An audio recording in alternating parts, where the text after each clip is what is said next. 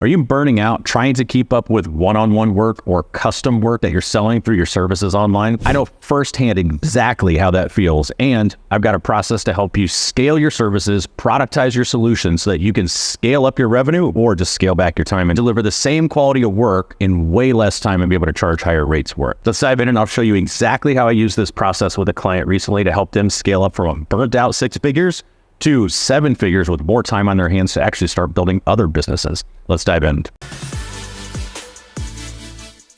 Hey, I'm Ray Green, former executive turned nomad entrepreneur, and I know firsthand how easy it is to burn out selling one-on-one and custom services. It's how I got started when I started building online. I was selling custom consulting. I was trying to sell all the expertise that I had. I was trying to find people with problems that I could help with and then create a solution or create a service package that I could sell to them so I could help them solve their problem. And every time that I got a new client, I would start over, right? I was starting over. I wasn't solving the same problem every time. I didn't have a consistent process that I was using every single time. I eventually learned how to productize my services, which allowed me to scale my impact, scale my revenue, and get my time back. And I use that same process with the clients that we work with to help them do the same thing. Now, I recently did this with one of our clients, Robbie. And when Robbie came to me, Robbie had a really good business already. He was doing one-on-one consulting, one-on-one coaching, and he was helping founders use the power of storytelling to raise capital from investors. And he was really good at his job. As of the time of this video, I think he's helped founders raise nearly $750 million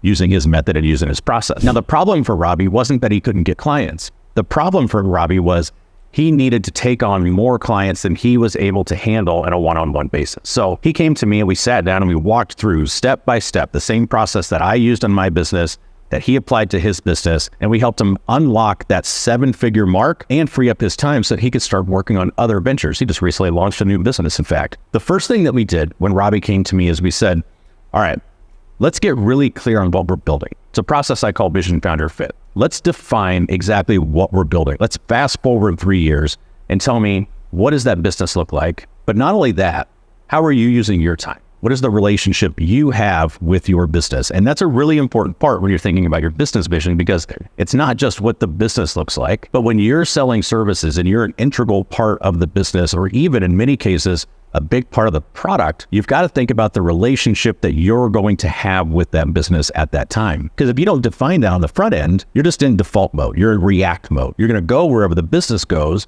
And if you're like Robbie or you're like myself, you're just going to keep working to keep up. And that's not how you're going to end up with a business that you absolutely love. So we want to build by design, not by default. So we say, what does the business look like 3 years from now? What's the relationship that you have with the business? What are your objectives? As a founder, as an entrepreneur, what are your goals and what do you want from this business? And then let's make sure that we design the business accordingly. The cool thing about building online is you can build an infinite number of business models. The shitty thing about building online is you can build an infinite number of business models, and the number of options that are out there gets overwhelming for a lot of entrepreneurs. So clarify the business, clarify our relationship with it, and let's make sure that we design the business intentionally. In Robbie's case, he had a pretty good lock on his niche. Okay, he knew his market relatively well. So the next steps that we've got in the process, like nailing down your niche, getting your messaging framework. So those things he had fairly well dialed in. So we actually moved into the next piece, which is let's stand out in the sea of sameness that's out here, right? Like, what is your unique selling proposition? Robbie knows storytelling really well, but the thing that made him unique wasn't the fact that he'd been an entrepreneur, wasn't the fact that he had helped all these founders, although that certainly helped from a social proof standpoint. The thing that really stood out is the fact that he was a trial lawyer back in the day. When he started his career, he actually started as a trial lawyer, and he was in the top 1% of trial lawyers in terms of cases tried. He wasn't just trying like everyday traffic violations. He was trying rapes, murders as a prosecutor, okay? So we look at that, we say, okay, that's certainly part of your unique selling proposition. And we went through, we audited the other elements of his strategy, of his background, of his process, of how he thinks, his social proof, and we put together a really clear, unique selling proposition, and we said, these are the 20 bullet points that we are going to leverage in most of our messaging, most of our marketing, most of our landing pages, most of everything that we have. And we're going to be consistent about how we leverage these things. So we nailed down the unique selling proposition. We nailed down how he's going to be positioned in the market, and we're really strategic about it. The next step in the process was, well, now we've got to productize a service. And frankly, this was the big breakthrough for Robbie, because Robbie knew what he was doing. right? That's how he was getting results. It's why he had the demand that he had. And it's why he was able to charge the rates that he was charging. I mean, this was a one-on-one business and he was doing $50,000, $60,000 a month. That's no small feat. So he had a process and he was able to get results, but he didn't have that process really clarified. So we went through my process for productizing the solution. And the first step in that process is let's define the transformation that your clients want. Okay, they're here. They want to get here. All right, that is the transformation. The gap in the middle is the change that they want. Now what we're going to do is we're going to say, okay, what are the steps that it's going to take to get them there? And that means with or without you. Okay, that means even if they didn't use you, what are the steps that your clients could take or would take to get from point A to point B? Then we drill down in each one of those steps and we break down, why is that important? What are the mistakes that they're making in each one? What are some of the frustrations that they have? Once we have the process, we step back and we say, how are we going to make this marketable?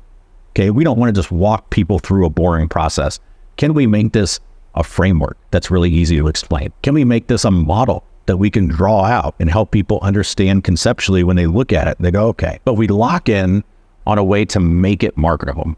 All right, then we turn that solution, we turn that process into an offer. And we do that by asking a handful of questions. Things like, well, how involved are you going to be in this process, right? Is this going to be a one-on-one deal? Is this going to be done for you? Is this going to be done with you, with the client? Or is this something I'm going to create a software or a course or something and they're going to do it themselves? So we've got a series of questions and we lock in on what is the actual offer that we're selling here? What is our involvement, either individually or with our team? How are we going to support them?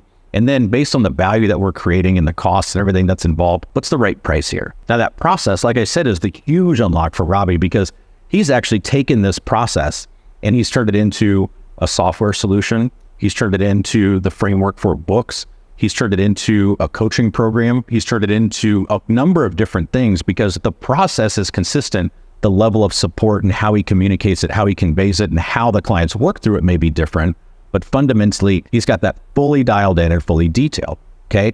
Now with an offer, now what we needed to do was market it. We built a funnel. We created a good lead magnet. We created a good resource in the middle of the funnel, his newsletters, that he could keep nurturing people. And then we created a good process for when people did want to talk to people on his sales team, they could hop on a call. Okay. So we did a top, middle, bottom of funnel process. We got all that dialed in so he could start driving traffic into it. Then he had an asset to nurture people. Then he had a process to deliver in for sales. Cool. Then we drew up a sales process. We wrote the talk track. We said, hey, here's the same one that I use. In fact, it's the same one that I've installed for many of my 8-figure clients. This is the talk track that you're going to use to explain what your service is, but not just in any way. You're going to do it in a process where you diagnose the problem first, make sure they're a good fit, make sure you understand what the problems are. Then you're going to take what we did in the productization piece where we made it marketable. You're going to present your solution in a way that they understand it, make it simple, and then you're going to close. So that's what we did with Robbie. That is basically the process that we walk through with most of our clients. We start with vision. We define what the destination is, and then we have to build the roadmap to get there. Then we clarify the niche if it's not clear. In Robbie's case, it was.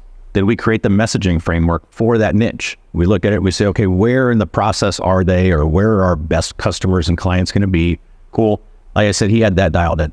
Then we create the unique selling proposition. In a world where more and more people are launching their online business and selling services, that gets more important every single day.